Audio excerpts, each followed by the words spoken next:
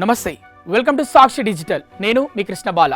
నిమిషాల్లో ముంగిట్లోకి కిరాణా సామాగ్రి, ఉల్లిపాయల దగ్గర నుంచి కోకా కోలా వరకు ఏది కావాలన్నా ఫోన్ తీసి క్లిక్ చేస్తే చాలు.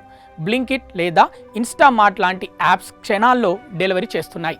కానీ అసలు ట్విస్ట్ ఇక్కడే ఉంది. ఈ యాప్స్ వాడుతూ మీ జేబులు ఖాళీ అయిపోతున్నాయా? ఆన్లైన్ యాప్స్లో రేట్లు సూపర్ మార్కెట్ కంటే చాలా ఎక్కువగా ఉంటాయా?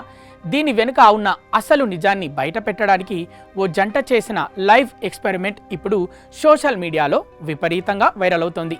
నెలకి ఏకంగా 20,000 రూపాయలు కేవలం బ్లింకిట్లోనే ఖర్చు పెట్టిన ఆ భార్యాభర్తలు చివరికి ఏమని తేల్చారు? పూర్తి వివరాలు ఈ వీడియోలో చూద్దాం. సోషల్ మీడియాలో కంటెంట్ క్రియేటర్లైన దీక్షా కపూర్, అంశుమన్ శర్మ జంటకు ఒక నెలలో కేవలం బ్లింకిట్ యాప్ బిల్లే 20,000 రూపాయలు దాటింది. దీంతో షాక్ అయిన ఈ జంట అసలు బ్లింకిట్ మన జేబులకు చిల్లు పెడుతోందా లేక సూపర్ మార్కెట్లలోనే రేట్లు తక్కువగా ఉంటాయా అని చెక్ చేయాలనుకున్నారు.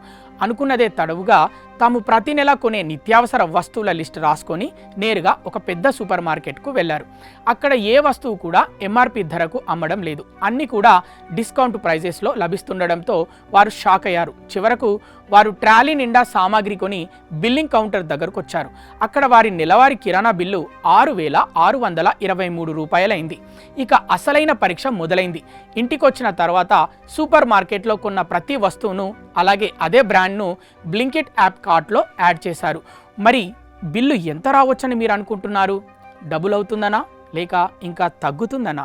కానీ ఫైనల్ బిల్లు చూసి ఆ జంట నోరెళ్ళబెట్టింది. ఎందుకంటే బ్లింకిట్లో అయిన మొత్తం బిల్లుకు సూపర్ మార్కెట్ బిల్లుకు మధ్య పెద్ద తేడా లేదు. కేవలం 1,000 రూపాయల వ్యత్యాసం మాత్రమే కనిపించింది. దీక్షా కపూర్ మాట్లాడుతూ తాము అనుకున్నంత భారీ రేట్లేమీ బ్లింకిట్లో లేవు, కేవలం 1,000 రూపాయల తేడా మాత్రమే ఉంది అని స్పష్టం చేశారు. మరి రేట్లు పెద్దగా మారినప్పుడు నెల తిరిగేసరికి బిల్లు 20,000 ఎలా దాటుతుంది? దీనికి ఆ జంట ఓ అద్భుతమైన సమాధానం చెప్పింది.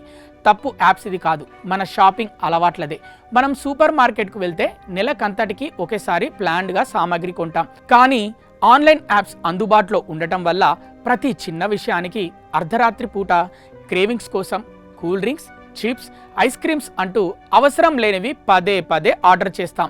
దీనివల్ల ప్రతిసారి డెలివరీ ఛార్జీలు, హ్యాండ్లింగ్ ఫీజులు పడటమే కాకుండా ఇంపల్స్ బయింగ్ అంటే అనవసరపు ఖర్చులు పెరిగిపోయి మన వ్యాలెట్ ఖాళీ అయిపోతుంది. సో ఫ్రెండ్స్, విన్నారుగా, యాప్స్ మనకు సౌకర్యాన్ని ఇస్తున్నాయి, కానీ మన నియంత్రణ కోల్పోతే మాత్రం బడ్జెట్ తలకిందులవుతుంది. మరి మీ ఇంట్లో నెలవారీ కిరాణా ఖర్చు ఎంత అవుతుంది? మీరు ఆన్లైన్ యాప్స్ ఎక్కువగా వాడుతారా లేదా సూపర్ మార్కెట్కే వెళ్తారా? కింద కామెంట్ సెక్షన్లో పంచుకోండి.